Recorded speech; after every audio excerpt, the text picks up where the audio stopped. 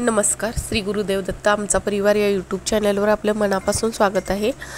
तर काल महाशिवरात्र झाली आणि आज महाशिवरात्री झाल्यानंतर दुसरा दिवस. तर आम्ही पाहुण्यांना आज निमंत्रित केले आहे. तर काल सगळ्यांचा उपवास असल्यामुळे जेवण बनवता आलं नाही. तर आज आम्ही जेवणाचा बेत केलेला आहे. तर आम्ही जेवणामध्ये चपाती, भजी, पापड आणि पनीर आणि आम्रखंड असा मेनू ठेवलेला आहे. तर इथे मी कुरड्या तळून घेत आहे आणि ताई चपात्या करत आहेत. तर सर्व पाहुण्यांना सांगितलेले आहेत. पाहूया आता कोण कोण येते. तर आता मी पापड तळल्यानंतर पनीरसुद्धा करणार आहे. तर पनीरची ग्रेव्ही मी करून घेतलेली आहे.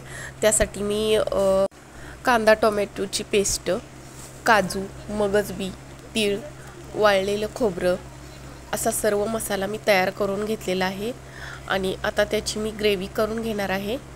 तर पनीरची रेसिपी माझी टाकलेलीच आहे यूट्यूबवर, तुम्ही नक्की पहा. आणि आता इथे मी ग्रेव्ही तयार करून घेतलेली आहे आणि ताई मला आता पनीर कट करून देणार आहे आणि ते पनीर मी तेलामध्ये फ्राय करून या ग्रेव्हीमध्ये घालणार आहे.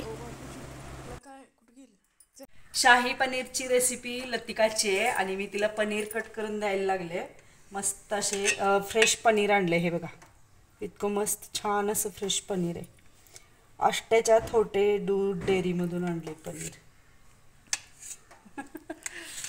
सगळ्यांनी सबस्क्राईब करा, लाईक करा लतिकाच्या चॅनलला आमचा परिवार. आणि रेसिपी पण कशी वाटते सांगा, व्हिडिओ कसा झालाय सांगा. पनीरची ग्रेव्ही तर तयार झालेली आहे आणि तुम्ही पाहिलेत मगाशी मी पापड तळले, ते आहेत खपली गव्हाच्या चिक्कीचे पापड. म्हणजे खपली गहू 4 ते 5 दिवस भिजत घालून त्याची चिक्की काढून त्याच्या कुरड्या घातलेल्या आहेत. खूप छान फुलतात आणि एकदम खुसखुशीत आंबट अशा खूप छान, चवीला तर खूप छान लागतात. तर त्याची रेसिपीसुद्धा मी टाकणार आहे. तर आता ताईंच्या चपात्या म्हणजे थोड्या झालेल्या आहेत, थोड्या अजून बाकी आहेत. तर 20-25 चपात्या कराव्या लागणार आहेत. किती पाहुणे येतात माहिती नाही. तर आमच्या अंदाजाप्रमाणे 20-25 करणार, कमी पडल्या तर नंतर करणार आहेत. आता बाकी सगळं बऱ्यापैकी आवरलेलं आहे आणि थोड्याफार चपात्या राहिलेल्या आहेत, त्या दोघी करून घेत आहेत. आणि आज आहे गुरुवार. तर आज गुरुवार महाराजांचा अभिषेक झाला सकाळी. तर आता 11 वाजलेला आहे आणि सर्वप्रथम मी नैवेद्य काढून घेते आणि सर्व देवांना व महाराजांना अर्पण करते. तर दररोज आम्ही जो काही स्वयंपाक बनवतो तो देवांना महाराजांना अर्पण करतो आणि नंतरच आम्ही जेवायला घेतो. तर आता 12:30 वाजलेले आहेत. वनस्त्रीसुद्धा आलेली आहे, तिचे मिस्टर आणि ती. आणि आता पुरुष मंडळीची जेवण झालेले आहेत. आता आम्ही जेवायला घेतलेलं आहे. तर आता सायंकाळची वेळ आहे आणि खंडेराजुरीचे पाहुणेसुद्धा आलेले आहेत. त्यांचंसुद्धा जेवण खाणं झालं. मी, ताई आणि खंडेराजुरीच्या पाहुण्या यांना मी देवदर्शनासाठी घेऊन आलेली आहे. तर चला आपण अमृतेश्वरचं दर्शन घेऊया.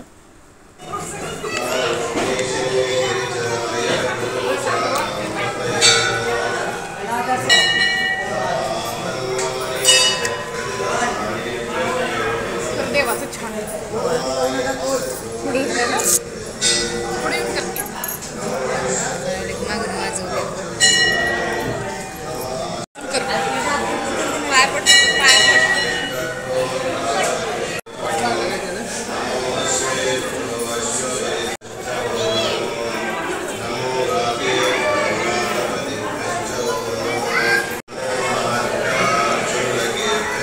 देवदर्शन झाल्यानंतर आम्ही यात्रेमध्ये गेलो.